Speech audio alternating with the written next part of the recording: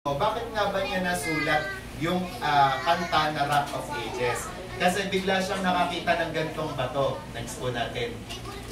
Tapos doon sa bato na yon, nakaranas po kasi siya ng bagyuhin. Tapos nakakita siya po ng bato na kung saan doon po siya nagtago. Hindi po yan yung saktong bato. Pero kasi bato yun na malaki, tapos doon po siya nagtago nung sinalpok po siya o hinampas ng bagyo.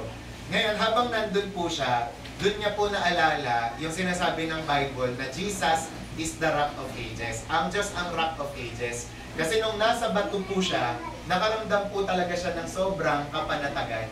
Kasi talagang makikita niya na ang lakas-lakas ng bagyo, pero doon niya pa nakita na grabe, safe na safe ako dito. Hindi ako matinag. Bakit? Kasi nakatago siya sa bato. Next pa natin yung picture. Ito pa po yung picture, oh. Yan kasi yung ibig sabihin ng cleft of the rock. Na dun sa gitna, pwedeng magtago yung hayop, yung tao, yung ibon. Tapos ito pa, next pa natin.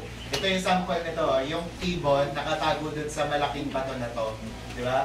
So, isipin nyo maigi, ano yung katangian ng ibon na yan? Di ba? Helpless yan. Mahina. Di ba? Pag hinampas ng bagyo yan, lagot yan, patay yan. Pero alam niyo po ba, yung ibon, nakaka-survive yan whenever na nagtatago siya sa bato na yan, sa cleft of the rock. Pastor, ano ibig sabihin ng mensahe mo na yan? Na tayo po, sa lahat po at sa kabila ng mga balita, lindol, mga bagyo, alam niyo po, may I remind you, ipapaalala ko po sa inyo, na pwede tayong magtago sa bato na yan. Diba? At yan po ay walang iba kundi ang Diyos. Na kapag ikaw nag-aalala ka sa mga bali-balita, sa mga bagyo ng problema o sa literal na bagyo, tatandaan mo na pwede kang magtago sa Diyos. Amen? Amen. Diba?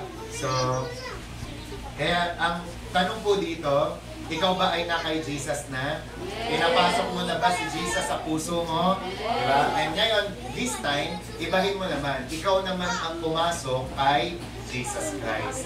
Diba? Ibig sabihin, papasok ka doon at mananatili ka sa Kanya. Amen? So, yun lang po. So, to God be the glory. Glory to the Rock of Ages. Sige po.